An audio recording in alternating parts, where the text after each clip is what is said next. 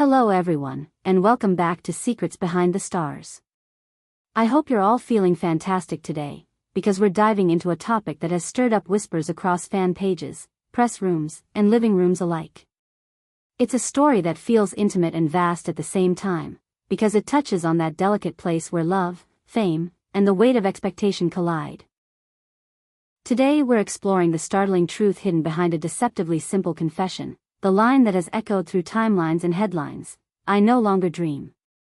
And yes, we're talking about Demet, her voice, her silence, and how this confession reverberates through everything, including her story with Yaman.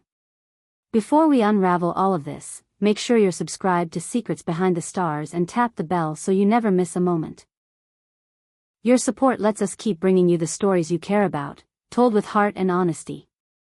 So, Demet.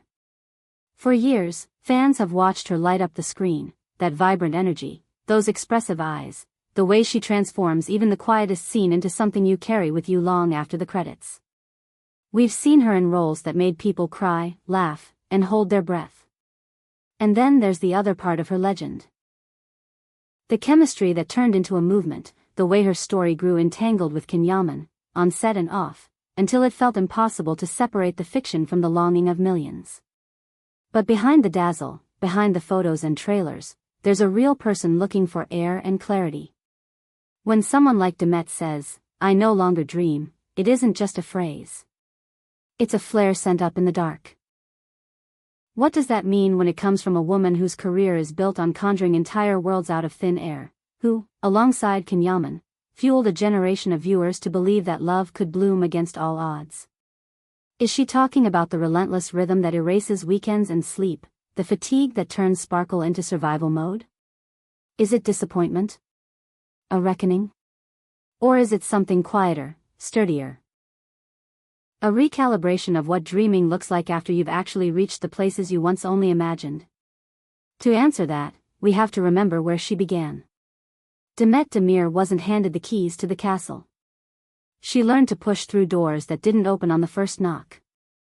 She said yes to work that asked a lot and gave back only in fragments at first. And over time, we watched her rise, stronger performances, deeper characters, a craft that sharpened the more it was tested. That kind of evolution changes a person. It teaches resilience and discipline. It also leaves marks. When your face becomes public property, every glance is a headline. Every pause is a rumor. Every touch with someone like Yaman becomes a story that fans trace with red strings as if they can connect two beating hearts across cities and film sets. Where, in all that noise, is the soft place where private dreams live? Maybe, "I no longer dream" isn't surrender at all. Maybe it's a shift. Maybe Demet looked around and realized she had arrived somewhere, professionally, personally, and that the dream changed shape. Perhaps once, the dream was to be seen, chosen, applauded. And now, it's to be understood, protected, free. Maybe what once looked like a star on a faraway hill became a home she could actually live in, and in that home the language of dreaming turned into the language of presence. Standing next to someone like Yaman, with his own fierce dedication and his own storms to navigate, might have helped crystallize this truth. Not every wish has to be projected into the future. Some wishes ask to be held in the palm of your hand. There's a difference between dreaming and inhabiting a reality you fought for. Think about reaching the summit you stared at for years. The breathless exhilaration. And then, a question.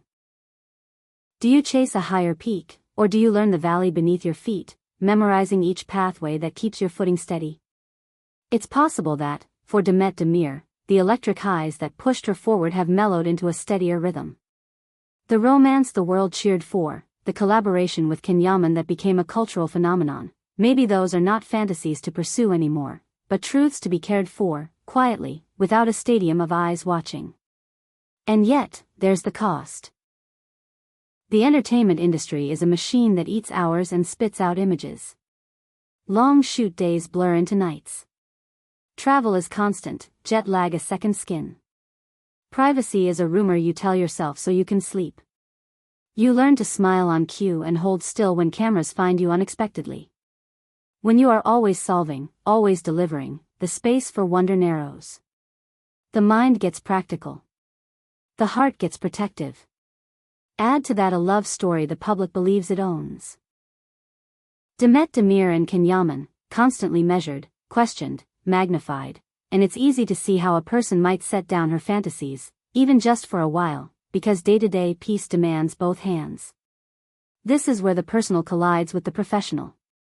Careers like theirs aren't 9 to 5, they swallow weekends, birthdays, missed calls, stolen dinners. The rhythm of two people in love becomes a negotiation with schedules and headlines. What happens to private dreams of a home-cooked meal shared without a telephoto lens, a walk that doesn't turn into commentary, a morning where the phones are off? If the heart's blueprint included a life built on unguarded moments, then it makes sense that the dream itself might be redesigned. The feeling of, I no longer dream, could be grief for what doesn't fit, or acceptance of what must. There's another possibility. Maybe those words signal a turn toward reality so sturdy it doesn't need fantasy to sustain it. In a world built on illusions, Demet might simply be choosing what's concrete. The hand you hold because you want to, not because a scene calls for it. The text you don't post. The boundaries you defend. With Yaman, whose own journey required discipline and reinvention, perhaps she found that maturity doesn't dim magic, it distills it. You stop chasing what's shiny so you can keep what's true. Of course, we can't pretend there haven't been bruising days. Any life lived in public gathers its share of disappointments. Scripts that shift without warning, promises that evaporate, friendships that were really transactions. When trust gets dinged enough times, imagination starts wearing armor. I no longer dream can be a shield, a way of saying, I won't build castles in the air just to watch them fall. It can also be a vow to protect a love from being consumed by everyone else's storyline. Maybe it's not that the dreams are gone, maybe they've moved indoors, where only two people have the key. And then there's reinvention, the quiet revolution you wage in your own life. Demet may be testing new ambitions, nurturing different parts of herself. For someone who has already proven she can command the storm, the braver act might be to step into calm. Dreams evolve. What mattered 5 years ago may have given her everything it could, and now she's listening for a new call. In that listening, she and Yaman could be figuring out what their future asks of them, not the version splashed across fan edits, but the version that fits their hands. We, the audience, have been along for this ride.